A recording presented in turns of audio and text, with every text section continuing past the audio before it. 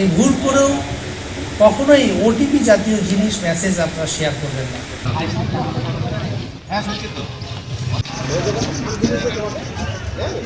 আমার মোবাইলটা হারিয়েছে 7 মাস।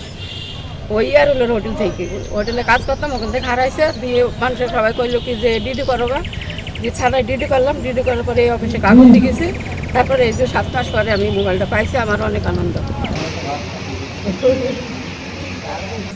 বিভিন্ন জায়গায় যদি কোনো মোটরসাইকেল চোর ভুক্তভোগীদের আবেদনের প্রেক্ষিতে প্রায় ৮৩টি হারানো মোবাইল উদ্ধার হয়েছে এবং প্রায় 5টি প্রতারণার মামলার প্রায় 13.5 লক্ষ টাকা উদ্ধার করা হয়।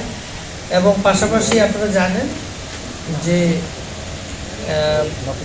বিকাশের মাধ্যমে অনেকে ভুল করে টাকা দিয়ে থাকেন, সেগুলোও আমরা প্রায় 50,000-এর মতো টাকা উদ্ধার করেছি।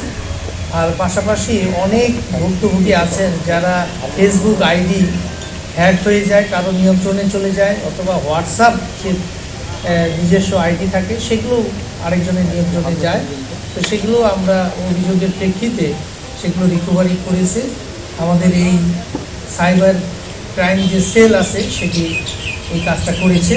তো এই ব্যাপারে আপনারা একটু সচেতন থাকবেন। আর কখনোই এই বিকাশের প্রতারণা আপনারা দেখেছেন সোশ্যাল মিডিয়ায় সবচেয়ে বেশি হচ্ছে। সেক্ষেত্রে যে কেউ বিভিন্নভাবে আপনার কাছে ওটিপি জানতে চাবে এবং এমনভাবে কথা বলবে সেটা আপনার সহজেই বিশ্বাস হবে। এই ভুল করেও কখনোই ওটিপি জাতীয় জিনিস মেসেজ আপনারা শেয়ার করবেন না।